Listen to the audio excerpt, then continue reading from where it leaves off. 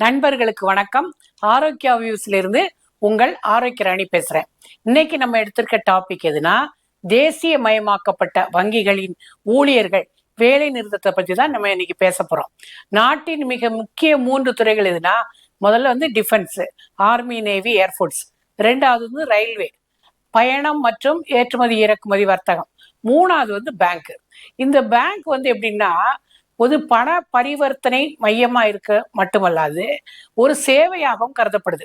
இப்போ மக்கள் வந்து டெபாசிட் பண்றது, பேங்க்ல இருந்து பணம் எடுக்கிறது, எல்லாத்துக்கும் அவங்க வந்து பேங்கை தான் நாடுறாங்க.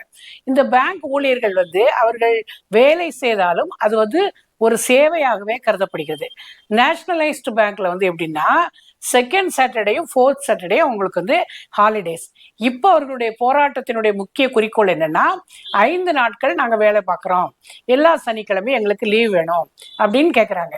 இந்த கோரிக்கை நியாயமானதா அப்படிங்கிறத மக்கள் பார்வையில் வச்சப்போ அதை இருவேறுபட்ட கருத்துக்களா சொல்ல ஆரம்பிச்சிட்டாங்க. எப்படின்னா, இப்போ பிற துறைகளில் இருப்பவர்கள், ஐடி ஊழியர்கள்லாம் வந்து ரொம்ப ராத்திரி பகல் பார்க்காது 14 ஹவர்ஸ்லாம் வேலை பார்க்குறாங்க. அவர்கள் வந்து எதிர்பார்த்து காத்திருப்பது வந்து சனிக்கிழமை தான். அது மட்டுமல்லாது பிற துறைகள், இப்போ ஒரு கல்யாணம், ஒரு விசேஷம், அதுக்கு பர்ச்சேசிங், அப்புறம் ஆப்ரேஷன், மருத்துவ செலவு, எல்லாத்துக்கும் பணம் எப்போ எடுக்கலாம்னா சனிக்கிழமை தான் நோக்கி காத்திருக்காங்க. அப்போ இந்த நேஷனலைஸ்டு பேங்க் ஊழியர்கள் கேட்கலாம், இப்போ எங்களுக்கு வந்து சனிக்கிழமை முக்கியம் இல்லையா அப்படின்னு கேட்குறாங்க. அவங்க வந்து ரொம்ப கம்ஃபர்ட் ஜோன்ல இருக்காங்க. நேஷனலைஸ்டு பேங்க் ஊழியர்கள்லாம் வந்து ரொம்ப கம்ஃபர்ட்டா இருக்காங்க. இப்போ அவர்களுக்கு வந்து ஒரு கரெக்டான ஒரு ஃபிக்ஸ்டு டைம் டியூட்டி, காலைல 10 to ஈவினிங் 5 வரைக்கும் தான். கரெக்டாக அந்த வேலை நேரம் முடிஞ்ச உடனே அவங்க வீட்டுக்கு போயிடுறாங்க. இப்போ மற்ற துறைகள், அரசு துறைகள்ல, டிஃபென்ஸ்லலாம் இப்போ வேலை ஓய்வு என்றாலும் அவர்கள் பணிக்கு கூப்பிட்டா உடனே திருமணம். ரயில்வேலையும் அப்படிதான், அவர்களுக்கு தேவைப்படும் பொழுது அவர்கள் ஓய்வு எடுத்து கொண்டிருந்தாலும் அவர்கள் வந்து பணிக்கு வர வேண்டும் என்றால் போய் தான் ஆகணும். ஆனா பேங்க்ல அப்படி கிடையாது. ஓய்வு என்றால் அவர்கள் வீட்டிலேயே ஓய்வு எடுத்துக் கொள்ளலாம். அது மட்டும் இல்லாமல் ஃபிக்ஸ்டு டைம் டியூட்டி தான். அதுக்கப்புறம் 5 நிமிஷம் கூட அவர்கள் வேலை பார்ப்பதில்லை. இது வந்து நான் வந்து தவறு அப்படின்னு நான் சொல்ல வரல.